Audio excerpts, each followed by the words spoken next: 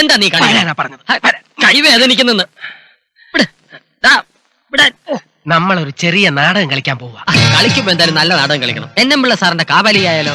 ഇത് ആ ടൈപ്പ് നാടകമല്ല, പിന്നെ അവൾ ആരാണെന്ന് അറിയാനുള്ള ഒരു ചെറിയ നാടകം. പിടിച്ചേ, പിടിക്കേ. ഇതെന്താ? ഇതൊക്കെ ശിവശങ്കരൻ അമ്മാവൻ ഉപയോഗിച്ചിരുന്ന സാധനങ്ങളാണെന്ന് നമ്മൾ അവളോട് പറയുന്നു. അതിന് അമ്മാവൻ പുകവലിക്കില്ലായിരുന്നല്ലോ. അതെ, പുകവലിക്കില്ലായിരുന്നു. നടക്കാൻ ഊന്നുവടിയുടെ ആവശ്യമില്ലായിരുന്നു. അവിടെയാണ് നമ്മുടെ കളി. നമ്മൾ ഈ പറയുന്ന കള്ളങ്ങളെല്ലാം അവൾ എതിർക്കുന്നില്ല എങ്കിൽ അവൾ അമ്മാവന്റെ മകളല്ല. എതിർത്താൽ അന്വേഷണത്തിന്റെ അടുത്ത ഘട്ടം നമ്മൾ തുടങ്ങുന്നു. ഒരു ഷെർലക് ഹോംസ് ലൈൻ. അതാരുടെ?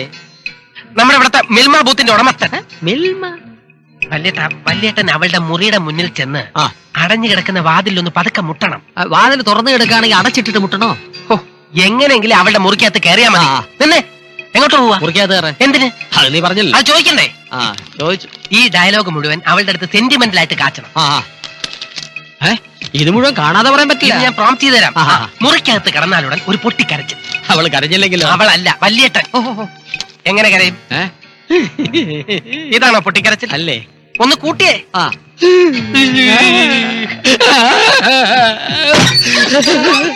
എന്താ അമ്മാവൻ? അമ്മാവനോ? അതെ, ശിവശങ്കരൻ അമ്മാവൻ. ഞാൻ മരിച്ചത് പിന്നെ എന്തോന്ന്? അല്ല, അമ്മാവൻ മരിച്ചത് പിന്നെ ഈ ജംഗമങ്ങളൊക്കെ കാണുമ്പോ അമ്മാവന് ഓർമ്മ വരും.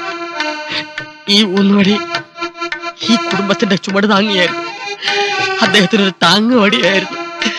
ഈ പൈപ്പ് അദ്ദേഹത്തിന് PVC പൈപ്പിനേക്കാൾ പ്രിയങ്കരമായിരുന്നു. ഫാക്ടറി കുഴലുകളിൽ നിന്നും വരുന്നതിനേക്കാൾ പുക ഈ പൈപ്പിലൂടെ അദ്ദേഹം വരുത്തിയിരുന്നു. വല്ലതും കേൾക്കുന്നുണ്ടോ? അദ്ദേഹം ആസ്വദിച്ച് പൈപ്പ് വലിക്കുന്ന കാണുമ്പോ കൊച്ചു കുട്ടികൾ നൂറുന്ന ഓർമ്മ വരും. അയ്യോ, ജീവിതം നശ്വരമാണ് കുട്ടി. സത്യത്തിന്റെ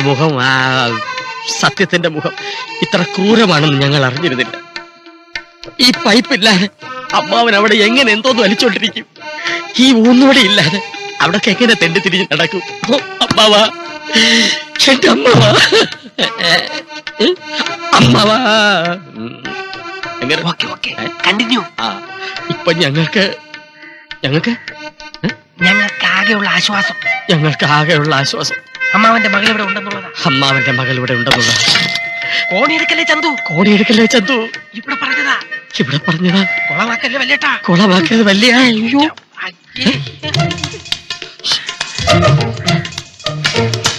വല്യേട്ടാ,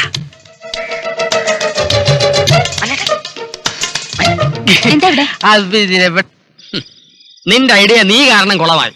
അതുകൊണ്ട് തൽക്കാലം ഞാൻ പറയുന്ന ഇതാ മതി. പക്ഷെ ചേട്ടാ, ഇത് ഇത്തിരി കടുത്തു പോയില്ലേ? പേടിയുള്ളവർക്ക് ഇപ്പോഴേ മാറി നിൽക്കാം. വലിഞ്ഞേറി ഇതും കൂടെ ചളവായാലത്തെ അവസ്ഥ അറിയാമല്ലോ. എന്താടാ? ഞങ്ങൾക്ക് രണ്ടുപേർക്ക് ഒരു പേടിയില്ല. ഒരൊറ്റ സംശയമുള്ളൂ, ഈ സംഗതി നടത്തേണ്ടത് രാത്രിയാണോ പകലാണോ? അതൊക്കെ അവളുടെ നീക്കങ്ങൾ അറിഞ്ഞിട്ട് തീരുമാനിക്കാം. എന്താ രാജീവ, നിനക്ക് പേടിയുണ്ടോ? പേടിയൊന്നുമില്ല. കയ്യബദ്ധം വല്ലതും പറ്റിപ്പോയാ പിന്നെ ഒരു പിന്നെയും വേണ്ട. എല്ലാം പറഞ്ഞ പോലെ ജയലക്ഷ്മി മാത്രമായിരിക്കണം നമ്മുടെ ലക്ഷ്യം. ഇത് വിജയിച്ചാൽ അവളെ വെട്ടി നുറുക്കി പീസാക്കി പ്ലാസ്റ്റിക് കവറിൽ പേച്ചിപ്പാറ ഡാമിലെറി ഞാൻ ജയിലിൽ പോകാൻ തീരുമാനിച്ചടാ.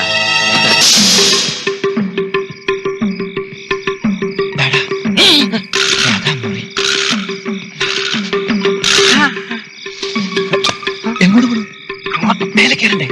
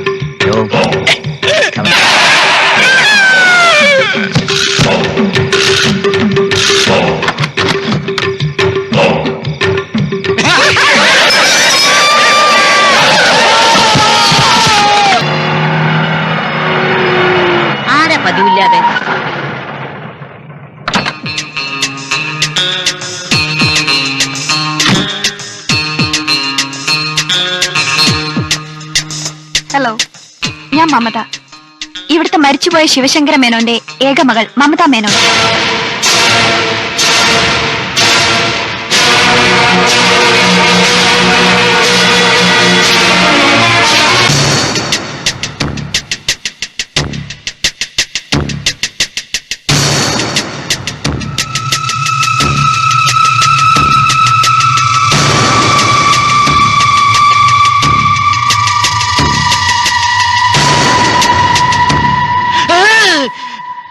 ഈ സബ് ഇൻസ്പെക്ടർ പഞ്ചാവകാശനെ പറ്റിക്കാമെന്ന് ആരെങ്കിലും കരുതുന്നുണ്ടെങ്കിൽ അത് ഞാൻ തെറ്റിക്കും. എന്നെ ഒരിക്കൽ പറ്റിച്ചു, ഞാൻ ക്ഷമിച്ചു. വീണ്ടും വീണ്ടും പറ്റിച്ചാൽ എനിക്ക് വീണ്ടും വീണ്ടും ക്ഷമിക്കേണ്ടി വരും. സാർ നീ പറ സർ. ഇവരുടെ കാര്യത്തിൽ ഒരു തീരുമാനമായില്ലെങ്കിൽ നമ്മുടെ ഉത്സവം വേണ്ട. എന്ത്, എപ്പോൾ, എവിടെ വെച്ച് വേണമെന്ന് ഈ പഞ്ചാവകാശൻ അറിയാം. ചത്തുപോയ ശിവശങ്കര മേനോന്റെ ഏക മകൾ നിങ്ങൾ രണ്ടുപേരിൽ ആരാ? പറ. ഞാനാണ്. എന്റെ അച്ഛനെ മരിച്ചുപോയ ശിവശങ്കര മേനോൻ. എന്റെ അച്ഛൻ അദ്ദേഹം. അദ്ദേഹത്തിന് ഒറ്റ മോളാ ഞാൻ. അയ്യോ, രണ്ടുപേരും കൂടി എങ്ങനെയാ ഒറ്റയാവുന്നത്? തെളിയിക്കും, ഞാനിത് തെളിയിക്കും. എന്തോ തെളിയിക്കുന്ന? നിങ്ങളിൽ ആരാ ഒറിജിനൽ എന്ന്? അന്ന് അച്ഛനോടൊപ്പം അമ്മയെ മരിച്ചു എന്നുള്ള കാര്യം അറിയാലോ. ഇനി ആകെ ചോദിക്കാനുള്ളത് എന്നോടാ. നിന്നോട് ഞാൻ ചോദിക്കൂടി പെങ്കൊച്ചേ.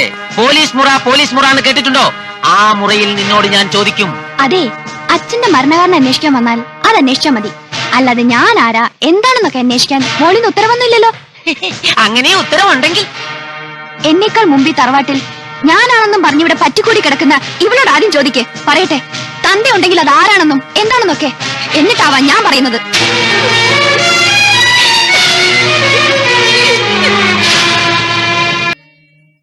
തറവാട്ടില് വീണ്ടും പോലീസുകാർ വന്നു കേട്ടു. ശരിയാണോ കുഞ്ഞെ? അതെ, ശരിയാണ്. എന്തെങ്കിലും പറയാനുണ്ടോ? അയ്യോ വേണ്ട, ഞാൻ വെറുതെ ചോദിച്ചു. അങ്ങനെ വെറുതെ ചോദിക്കുന്നത് ഞങ്ങൾക്ക് ഇഷ്ടമുള്ള കാര്യമല്ല. പറഞ്ഞ മനസ്സിലായോ? അല്ല, എവിടെയൊക്കെ അന്വേഷിച്ചെന്നറിയാമോ? എന്താ കാര്യം? പുതുതായി വന്ന അവതാരത്തെ കുറിച്ച് വല്ല വിവരവും കിട്ടിയോന്ന് അറിയാനാ.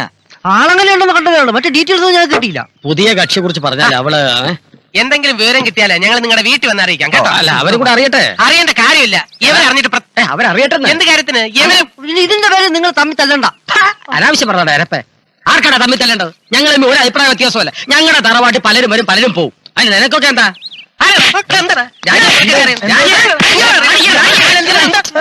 അവരടിക്കരുത്. ഒന്ന് പറഞ്ഞ് രണ്ടാമത്തേന് വെറുതെ ചൂടാവരുത്. പാവങ്ങളല്ലേ. അതുങ്ങൾ പോട്ടെന്നേ. അടിച്ചു നിങ്ങളുടെ ഏപ്പിന്റെ ഷേപ്പ് മാറ്റി പറഞ്ഞേക്കാം. അത് ഞാൻ എനിക്കൊന്നും കേക്കണ്ട. നീയൊക്കെ കാരണം നാട്ടിലിറങ്ങി നടക്കാൻ വയ്യാണ്ടായി.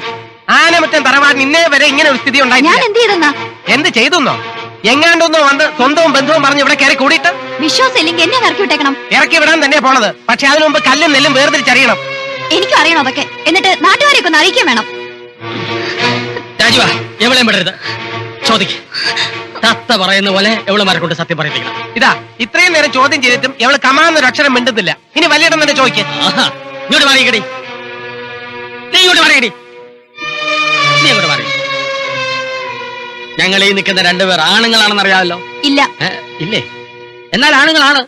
എല്ലാ കാര്യങ്ങൾക്കും തെളിവ് ചോദിക്കുന്ന നിങ്ങളോട് ഞാൻ ഇതിന് തെളിവ് ചോദിച്ചാൽ? തെളിവാ? ചൊവ്വാദോഷം ഇല്ലായിരുന്നെങ്കിൽ തെളിവേം കാണിച്ചു കണ്ട. എവൾ അത്താഴത്തെ ചോദ്യങ്ങളാ ചോദിക്കുന്നത്. വല്ലതും ചോദിക്കാനുണ്ടെങ്കിൽ ഇപ്പൊ ചോദിച്ചോണം. കൊറേ നേരം നിങ്ങൾ സഹിക്കുക. നീ എന്താ ഏവൻ ചോദിച്ചിട്ടൊന്നും മിണ്ടാത്തെ? മിണ്ടണം തോന്നിയില്ല, മിണ്ടില്ല. ഇനി വെയിറ്റ് ചെയ്തിട്ട് കാര്യമില്ല. എന്റെ 18ാമത്തെ അടവെടുത്താലേ ശരിയാവും. എന്താടി ചിരിക്കുന്നേ? അപ്പൊ ഇതിനു മുമ്പ് 17 അടവ് എടുത്തോ? അയ്യോ, അത് ഞാൻ അറിഞ്ഞില്ല. ഇങ്ങനെ സുപ്രധാന അടവുകളൊക്കെ എടുക്കുമ്പോ ഒന്ന് പറഞ്ഞിട്ടെടുക്കണ്ടേ? എടുക്കാവടി. പറഞ്ഞിട്ട് തന്നെ നിന്നെ കൊണ്ട് ഞാൻ എടുപ്പിക്കാവടി. ഇനി ഇവളോട് സംസാരിച്ചിട്ട് കാര്യമില്ല. അടുത്ത ഇവളോട്. ഡേയ്, നിന്റെ കണ്ണീരും പത്രാസം കണ്ട് വീഴില്ല ഞങ്ങൾ. ഇതൊക്കെ ഞങ്ങൾ കുറെ കണ്ടവരാ. പറ, നീ ആരാണ്? എന്താ നിന്റെ ഉദ്ദേശം?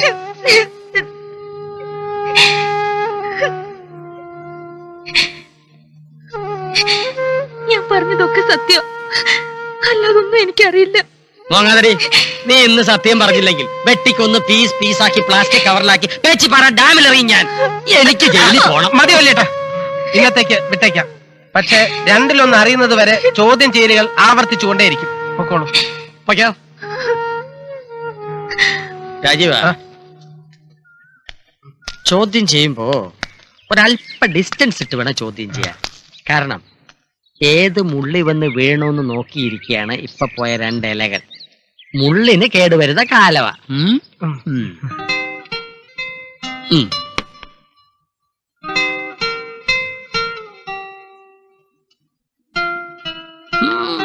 Champion champion. എന്റെ രാജാവിനെയും മന്ത്രിയെയും വെട്ടാനുള്ള നിന്റെ ആലോചനയുടെ പകുതി മതിയല്ലോ ആ പെമ്പിള്ളേരെ രണ്ടിനെ ഇവിടുന്ന് പറഞ്ഞു വിടാൻ. വെറുതെ അവരെ കളത്തിൽ നിന്നും എടുത്തു കളഞ്ഞാൽ പോരല്ലോ. കാലാളും മന്ത്രിയും കുതിരയും രഥവും ഒക്കെ കൂടി വളഞ്ഞു ചുറ്റിപ്പിടിച്ച് അരശ് വിളിച്ചു വേണം അവരെ വെട്ടാൻ. Very very correct. ആ അരശ് ചെക്ക്. നമ്മൾ ഒരുമിച്ച് നിന്നാൽ രണ്ടു പെണ്ണുങ്ങളെയും കഴുത്തിന് കുത്തിപ്പിടിച്ച് വെളി പറഞ്ഞു വിടാം. അവളുമാര് രണ്ടും പഠിച്ച കള്ളികളാണ്. അതുകൊണ്ട് തന്നെ അവരുടെ കള്ളി വിളിച്ചെത്താക്കാൻ നമ്മളെ കൊണ്ട് കഴിയുമോ രാജുവ? അതിനുള്ള ബുദ്ധിയൊക്കെ എനിക്കുണ്ട്. അത്രയും ബുദ്ധി നിനക്കുണ്ടായിട്ടാണോ എന്റെ രാജാവിനെ വെട്ടാൻ നീ ഇങ്ങനെ കഷ്ടപ്പെടുന്ന മണ്ട? ഒരു കഷ്ടപ്പാടും ഇല്ല. ദേ, വെട്ടി. അയ്യോ, ഇതേപോലെ അവരെയും തട്ടിക്കളയാണ് പറഞ്ഞു വിടാമെന്ന്. ഓ, അതിനാണ് ഈ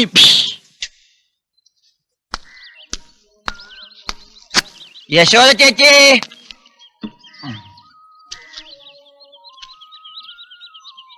ഒരു ചായ. യശോദ ചേച്ചി അമ്മ ഇവിടെ ഇല്ല. എവിടെ പോയതാ? കൊലയ്ക്ക് പോയതാ. കൊല നടത്താനോ?